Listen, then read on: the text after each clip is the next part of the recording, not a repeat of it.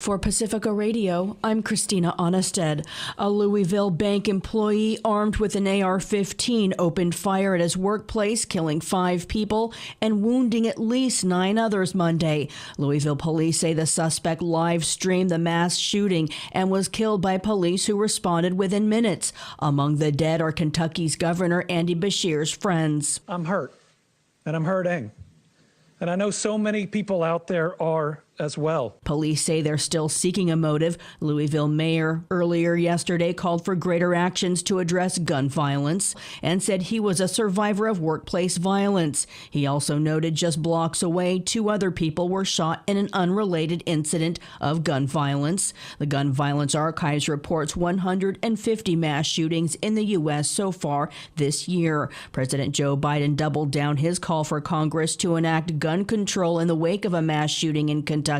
White House spokesperson Karine Jean-Pierre called on Republicans to have the courage to do the right thing. Ban assault weapons and high-capacity magazines, to require safe storage of firearms, to require background checks for all gun sales, to eliminate gun manufacturers' immunity from liability.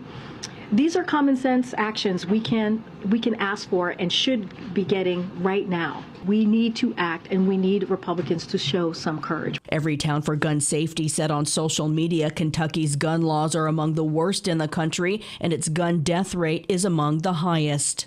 Some Democrats are calling on the Biden administration to declare a health emergency due to legal threats on abortion medication. Alex Gonzalez reports. Massachusetts Representative Ayanna Pressley has called on the president to declare a public health and national emergency in response to the ruling, which she says will disproportionately impact Black women. As a Black woman, knowing full well the Black maternal morbidity crisis that 1 in 4 Black women die in childbirth or post-birthing complications, this is a matter of life and death. The CDC says Black women are 3 to 4 times more likely to die from pregnancy-related complications than white women. President Biden said the Texas ruling sets a dangerous precedent for other FDA-approved drugs. I'm Alex Gonzalez for Pacifica Network and Public News Service. One of 2 Black Democrats in Tennessee who were expelled last week from the Republican-led state House for joining protesters demanding gun control on the House floor has been reinstated. Nashville's governing council voted unanimously Monday to send Justin Jones back to the legislature, where he returned with supporters. Alex Gonzalez reports.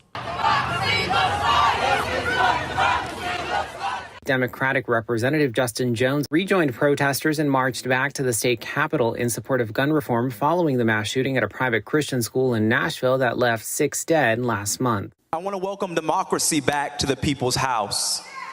I'm Alex Gonzalez for Pacifica Network and Public News Service. The other lawmaker, Justin Pearson, could be reappointed by the Shelby County Commission Wednesday. A group of lawyers for the 2 lawmakers, including former Attorney General Eric Holder under the Obama administration, has sent a letter to the State House Speaker warning against unconstitutional retribution, stating the world is watching.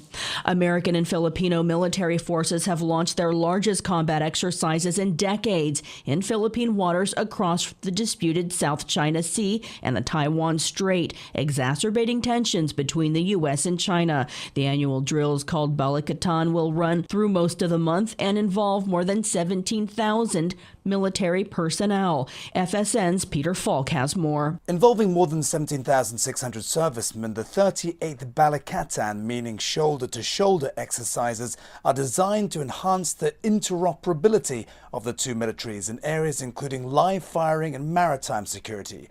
They kick off just a day after Beijing concluded 3 days of drills around Taiwan in retaliation to a meeting between Taiwanese leader Tsai Ing-wen and U.S. House Speaker Kevin McCarthy.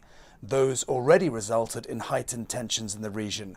Meanwhile, the Philippines president has assured China the 4 military bases Manila recently granted the U.S. access to will not be used in any offensive action. Ferdinand Marcos Jr. says the arrangement is designed to boost the Philippines' defenses.